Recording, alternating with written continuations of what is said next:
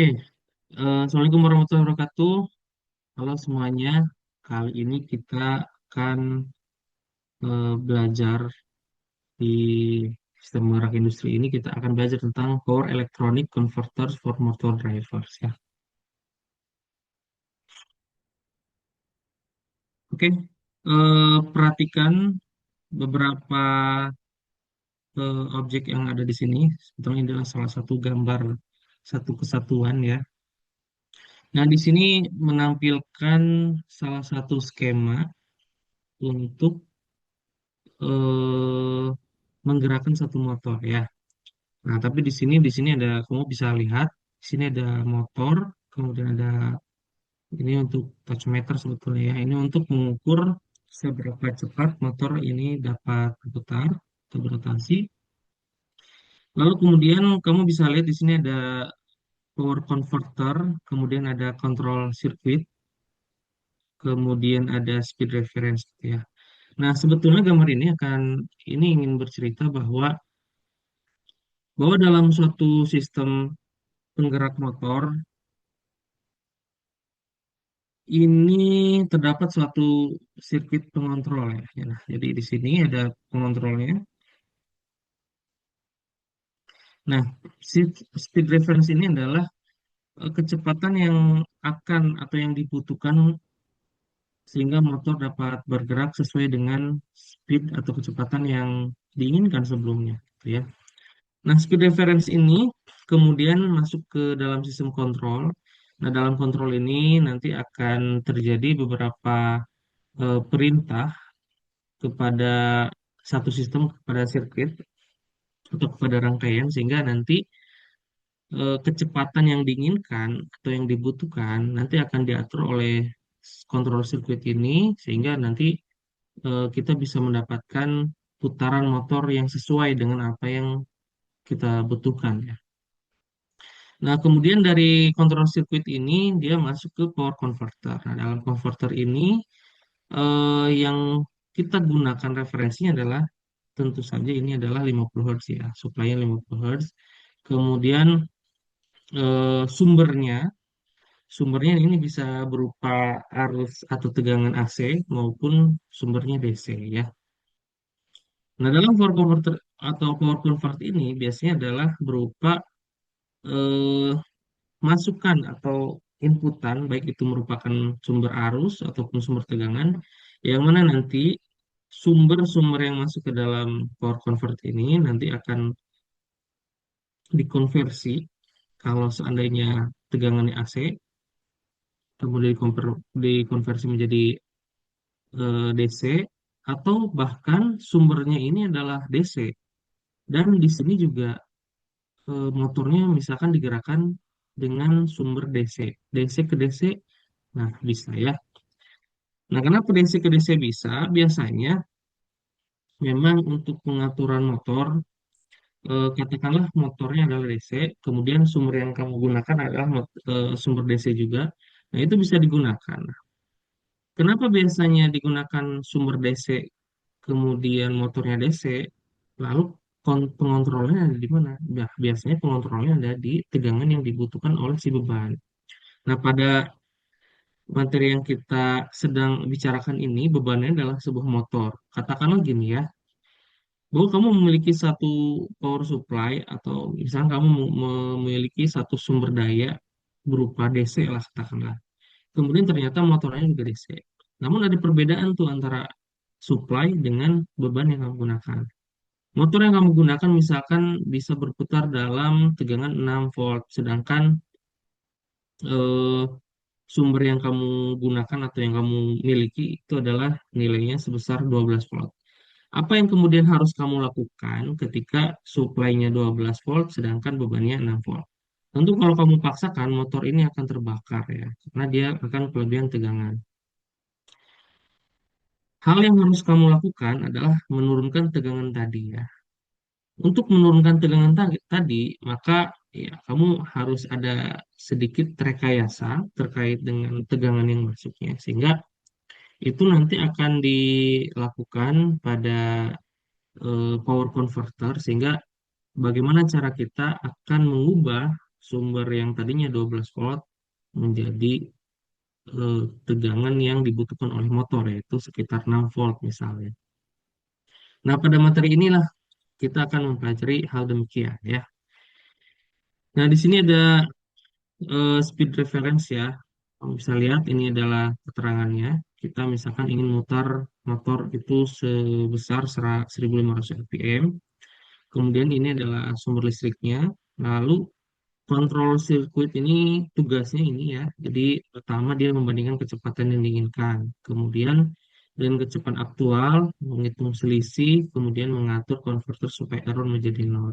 Sebetulnya untuk error itu tidak bisa mendekat, sorry, tidak bisa nol mutlak ya. Tapi diusahakan untuk errornya itu mendekati nol. Dia bisa 0,00 sekian gitu ya. Nah, kemudian power converter ini atau konverter daya, ini fungsinya adalah yang pertama mengubah listrik AC 50 Hz dari jaringan, kemudian menjadi tegangan dan frekuensi yang sesuai dengan kebutuhan motor, atau listriknya ini seperti yang sudah saya katakan tadi, dia sumbernya adalah sama-sama DC, sumbernya DC, kemudian beban motornya DC, namun yang menjadi perbedaannya adalah tegangan yang dibutuhkan, gitu ya. Kita pindahkan sini. Ya.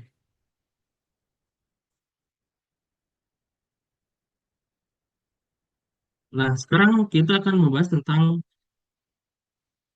voltage converter ya, DC output from DC supply. Jadi DC-nya, supply-nya itu adalah DC, kemudian bebannya juga DC.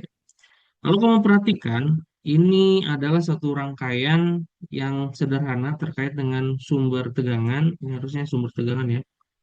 Kemudian di sini ada beban resistif atau beban impedansi di sini ya, bernilai 2 ohm. Nah, ini pemisalan saja, ini rangkaiannya ya. Nah, ketika tegangan atau sumber tegangan di sini 12 volt, lalu kemudian kamu membutuhkan tegangan di area 2 ohm ini adalah 6 volt, maka ini tidak akan mungkin terjadi ya. Karena kenapa? Karena hubungan antara sumber tegangan dengan sumber beban di sini ya, bukan sumber beban ya, artinya beban maksudnya. Ini adalah rangkaiannya merupakan rangkaian paralel. Sehingga di beban 2 ohm ini juga akan terbentuk atau dia akan memiliki tegangan sebesar 12 volt. Betul. Nah, tapi kita harus membuat tegangan dalam beban ini menjadi 6 volt. Kenapa? Karena misalkan yang dibutuhkan pada beban ini adalah 6 volt ya. Maka salah satu cara yang bisa kita lakukan adalah dengan mengubah ataupun menyisipkan sesuatu sehingga tegangan dalam beban ini adalah atau bisa berkisar sebesar 6 ohm ya. Sorry, 6 volt ya. Maka secara rekayasa atau teknik sederhana kita bisa menambahkan beban resistif di sini ya. Nah, dengan adanya eh, beban resistif di sini sehingga nanti akan berubah tegangannya ini gini. Jadi ketika tegangan di sini adalah 12 volt, maka tegangan yang antara di pangkal resist atau beban resistif ini dengan ujung dari beban ini, sekarang beban resistifnya ada dua dan dia dihubungkan secara seri. Maka tegangannya juga akan terbagi dua ya.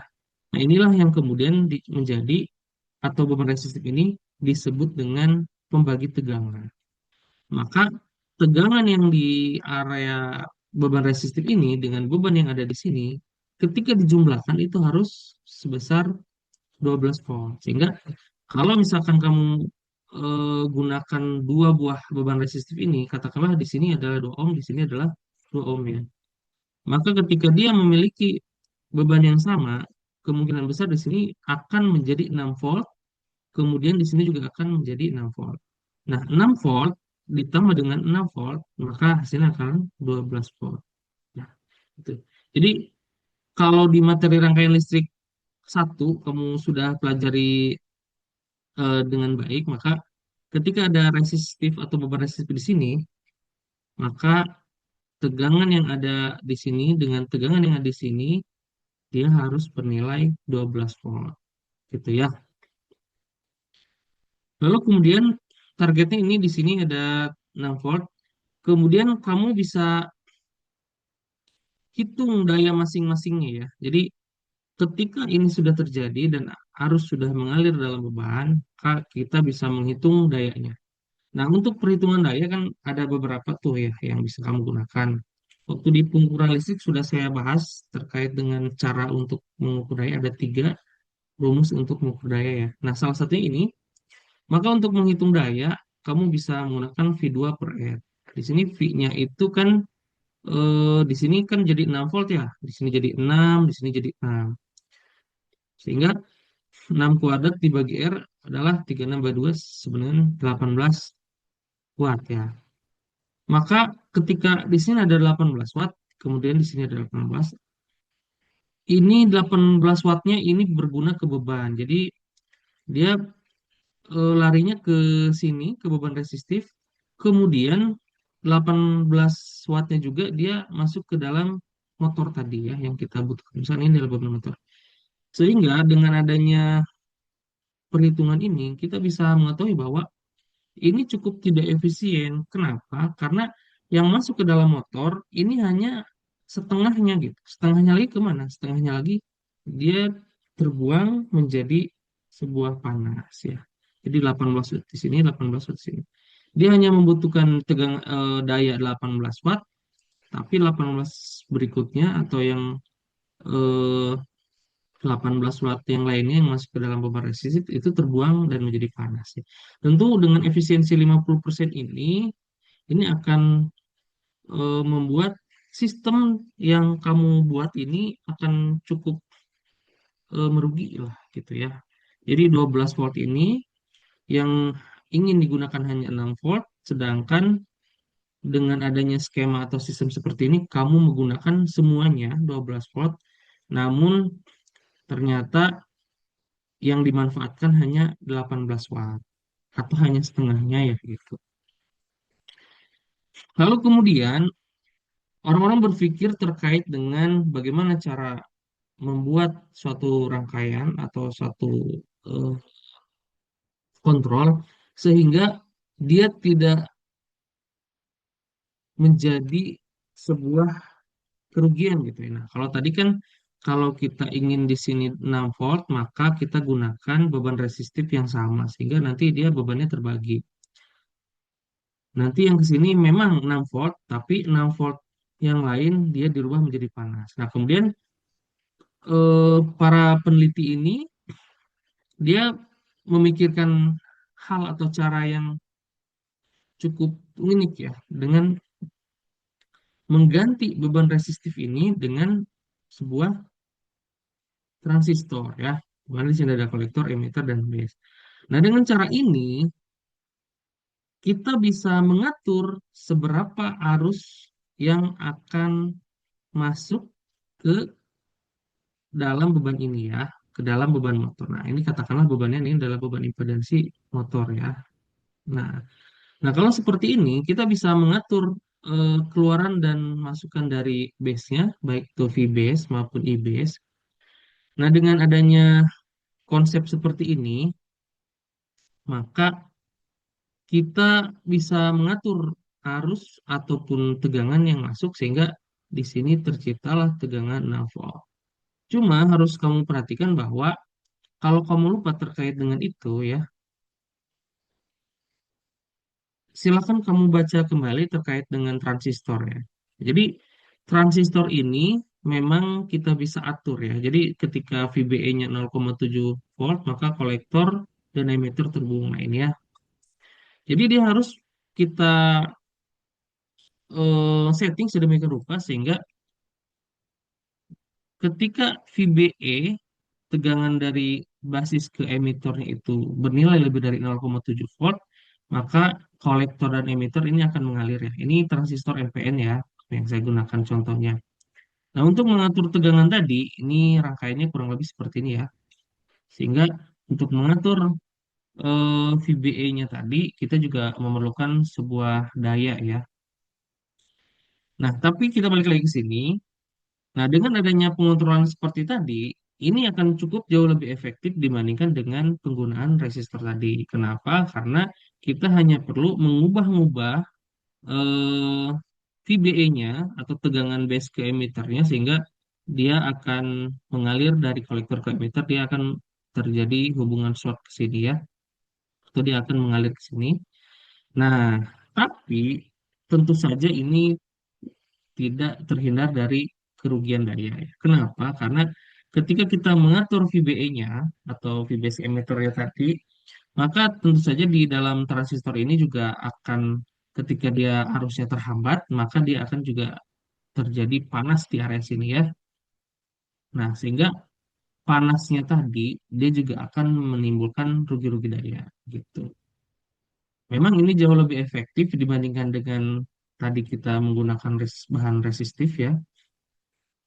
Tapi itu juga akan menyebabkan kerugian, terutama dia akan mengalami panas dalam transistornya.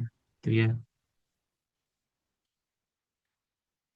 Nah, perbedaannya ini tidak perlu diputar manual seperti bahan resistif tadi, kemudian dikontrolnya dengan arus basis, lalu kita juga bisa dikontrol secara elektronik. Keuntungannya itu, cuma masalahnya ya, energi tetap dibuang sebagai panas di transistor.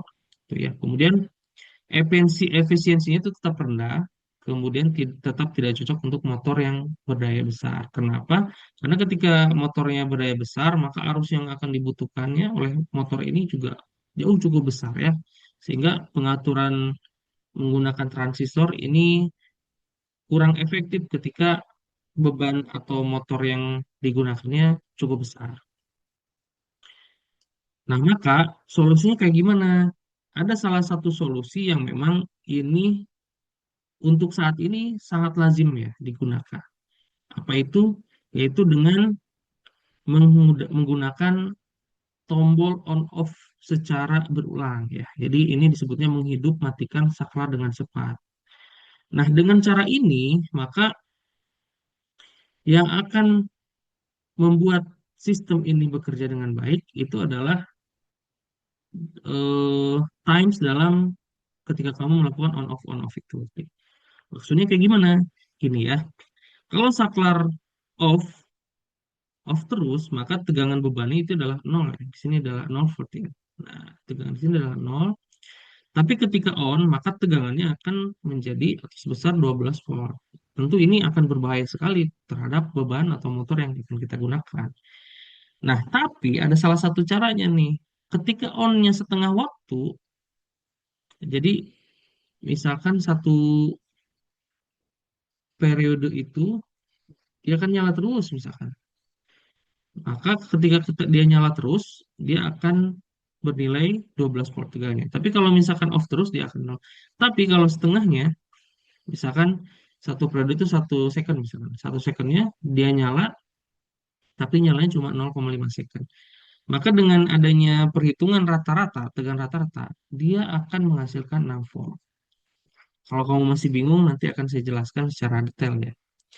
Nah, jika dalam satu periode itu adalah on-nya 50%, off-nya 50%, maka tegangan rata-rata ini adalah salah satu perumusan.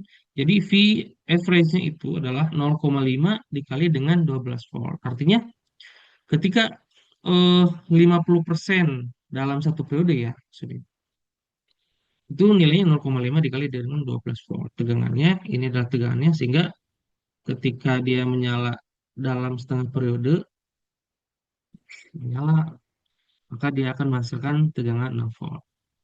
Nah, karena baterainya seperti dicacah, nanti kejadian di situ lah on off on off on off. Jadi satu periodenya cuma on sekitar 50%-nya ya, 50%. Kemudian off lagi, kemudian masuk ke periode kedua dia on lagi, kemudian off lagi terus sampai periode selanjutnya. Maka ini seperti dicacah ya. Nah, peristiwa dicacah inilah kemudian disebut dengan chopper. Jadi kalau kamu di beberapa mata kuliah seperti mesin listrik ataupun elektronika daya mungkin ya, istilah ketika kita mengkonversi dari DC ke DC itu disebutnya chopper. Nah, dari istilah chopper inilah sebetulnya awalnya ini dari kegiatan atau aktivitas pencacahan arus tadi gitu ya. Jadi ketika on off ini seperti dicacah, akhirnya istilah ini disebut dengan chopper gitu ya. Nah, kamu bisa lihat di sini ada kalau satu periode ini misalkan ketika hidupnya atau onnya cuma setengahnya, kemudian off lagi, hidup lagi, maka inilah yang kemudian disebut dengan pulse width modulation. Jadi frekuensinya switchnya tetap, lebar pulsanya on diubah-ubah. Cara menghitung tegangan rata-ratanya ini ya, V average sama dengan D, ini adalah duty cycle-nya, rasio on, kemudian Vmax-nya ini adalah 12 volt. Inilah yang kemudian kamu mendapatkan tegangan yang diinginkan tadi, yaitu sebesar 6 volt. Kenapa harus dengan PWM? Karena kita bisa mengatur tegangan efektif tanpa membuang energinya. Cukup dengan mengatur lama waktu on. Nah, ketika waktu on, energi itu digunakan. Tapi ketika off, ya namanya off ya. Dia tidak akan menggunakan energi tadi. Sehingga ini adalah eh, metode yang paling efisien untuk menghidupkan sebuah motor gitu ya. Nah, kemudian ada satu pertanyaan yang cukup fundamental ya. Sinyalnya kan tadi kotak. Kemudian kenapa motor tidak ada masalah? Nah, kalau kamu cek di lampu ya, kalau di lampu ketika ada sinyal berupa kotak, itu kan akan hidup mati secara serentak ya. Jadi hidupnya spontan, matinya juga spontan. Ih. Nah, kenapa motor tidak masalah? Jawabannya mudah ya. Jawabannya adalah pertama motor itu bukan resistor. Yang kedua, motor punya induktoris. Ini rumusnya ya. Nah, cara membaca rumus ini gini ya. Jadi tegangan pada sebuah induktansi, nah motor kan memiliki induktansi, ya. Itu tidak sesederhana dengan tegangan yang terjadi pada resistor. Nah, ketika pada resistor, rumus tegangan pada resistor kan V sama R kali I ya. Ketika V-nya hilang, maka arusnya juga hilang, karena dia garis lurus ya. Nah, ketika pada kumparan, yang pada umumnya ini ada terjadi pada motor, lihat nih, I-nya itu adalah merupakan derivat dari waktu ya. Jadi gini, ketika tegangan itu akan muncul ketika ada sebuah nilai induktansi dikalikan dengan derivat dari arus terhadap waktu. Artinya, arusnya tidak akan cepat hilang karena dia membutuhkan waktu tertentu gitu untuk atau agar arusnya akan hilang. Dengan adanya rumus ini menandakan bahwa ketika sinyalnya berupa kotak atau ketika tegangannya on, maka eh, yang terjadi pada motor itu dia memiliki satu tegangan. Nah, ketika off atau tiba-tiba off, tegangan pada motor itu tidak serta-merta dia hilang. Gitu. Akan tetapi dia akan menghasilkan tegangan tertentu. Kenapa? Karena arusnya akan hilang secara bertahap gitu ya. Ketika arusnya masih ada, kemudian di sini ada nilai L-nya atau nilai induktansinya, maka dialah nanti akan membuat atau terasa tegangan ini seperti soft gitu arusnya gitu ya. Oke, nanti kita perhatikan di sini. Di sini ada kamu bisa perhatikan beberapa skema di sini ya. Nah, ketika saklar on, arus ini mengalir dari sumber R L transistor ya. R L transistor ini ya. Bisa kita pakai transistor di sini. Nah, arus ini tidak akan langsung melonjak karena begitu ya, ada tegangan pada motor itu adalah V sama dengan L dI dt. Kemudian arus akan naik perlahan, seperti ini ya. Nah, perlahan. Kemudian ketika saklar off, arus di induktor ini tidak bisa langsung menjadi nol, karena hukum induktor ya. Ini sehingga ketika V ini adalah nol, penurunan arus itu akan berlangsung ya gitu. Sampai akhirnya dia off, dia on kembali gitu. Ngerti nggak ya maksudnya? Jadi ketika dia on, ini seperti terisi energinya. Kemudian ketika dia off, nah arusnya karena ini derivat terhadap waktu, jadi ada waktu sesaat yang membuat arus itu tidak hilang secara langsung gitu. Jadi dia membutuhkan waktu tertentu agar arusnya habis. Nah, sehingga ketika saklarnya off, induktor akan menghasilkan tegangan untuk mempertahankan arusnya. Karena di sini ada pengaruh DDT ya. Nah, kemudian arus kemudian mengalir melalui dioda. Arus ini dari beban induktif ini dia akan mengalir seperti ini ya, ke atau melewati dioda.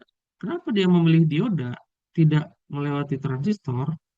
Karena untuk menghasilkan hubungan dari sini ke sini, dia membutuhkan syarat tegangan tertentu ya. Sehingga ketika di sini terpasang dioda, maka arus akan cenderung mengalir kepada media atau medium yang memiliki eh, resistansi nol lah atau resistansi mendekati nol. Maka dia akan mengalir ke situ, kemudian akan ke sana balik lagi atau looping kembali ya. Jadi jalur arusnya itu adalah R ke L ke dioda kembali ke R. Nah, inilah yang kemudian disebut dengan freewheeling current. Jadi dia akan kalau kamu cek gelombangnya maka dia akan smooth gitu ya. Gitu. Sampai kemudian ini tegangan hidup kembali, dia akan naik lagi secara bertahap. Kemudian ketika off, dia akan turun kembali secara bertahap juga gitu ya. Sampai akhirnya dia kemudian akan terjadi on lagi. Begitu. Nah, kalau misalkan kita tahu konsepnya seperti tadi, kenapa tidak memakai saklar mekanik? Nah, jawabannya sederhana, karena PWM itu bisa ribuan kali per detik. Jadi, satu detiknya itu kamu bisa mengubah beberapa kali on off. Kalau saklar mekanik, ya pegel juga ya. Kemudian kalau untuk saklar mekanik ini biasanya cepat rusak. Kenapa? Karena ada power di situ. Ketika kita on off gitu. Maka ini akan merusak ya minimal aus lah gitu ya. Kemudian tidak tahan switching cepat. Nah, betul ya, karena kalau seandainya ada interaksi antara satu bahan dengan bahan yang lainnya, pertama kan dia akan bergesekan ya. Nah, gesekan inilah yang kemudian akan disebut sebagai salah satu faktor mempercepat kerusakan dari si komponen yang kita gunakan. Dan pada umumnya ini adalah switching ya.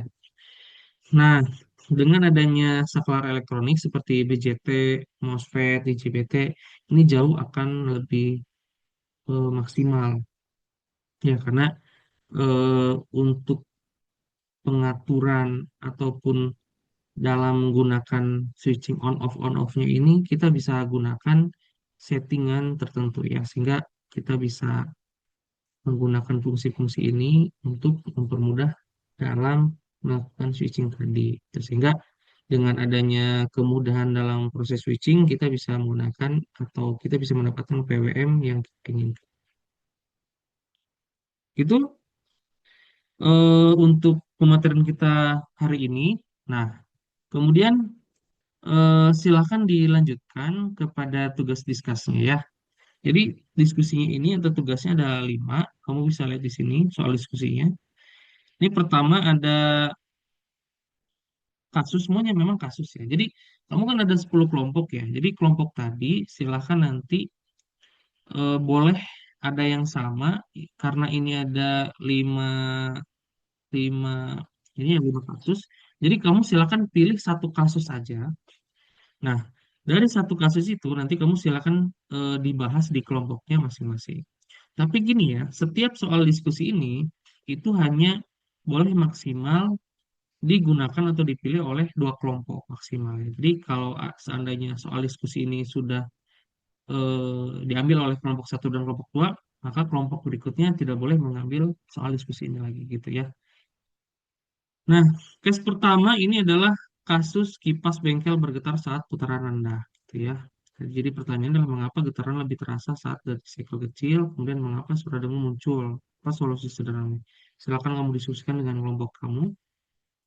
Nah, kemudian untuk soal diskusi kedua adalah pompa air rumah tangga drop saat beban berat, gitu ya.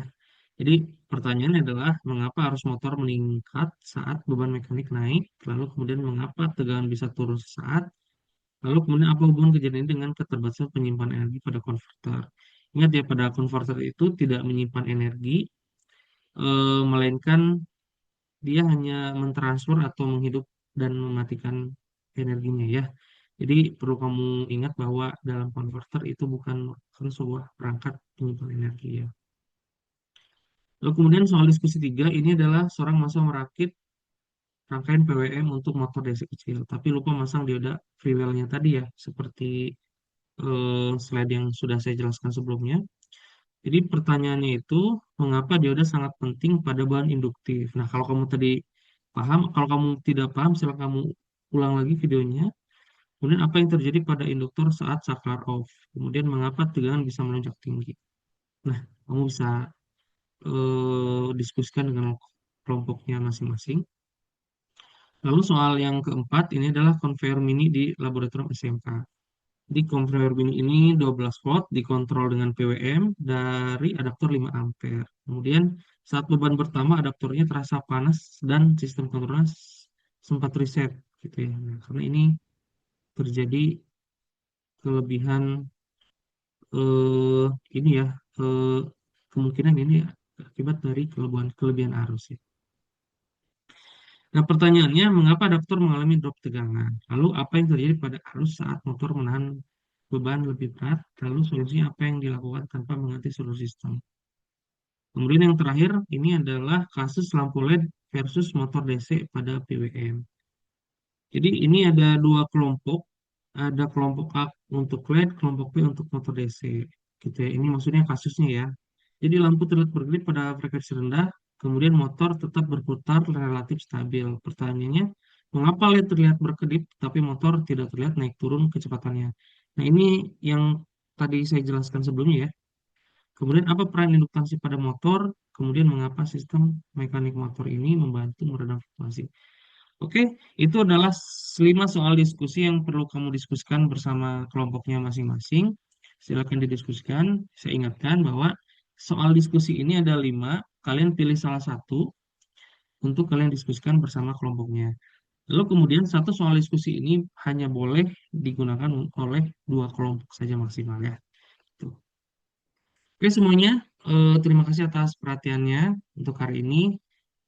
Saya rasa pemateriannya sudah cukup. Terima kasih. Sekian dari saya. Assalamualaikum warahmatullahi wabarakatuh.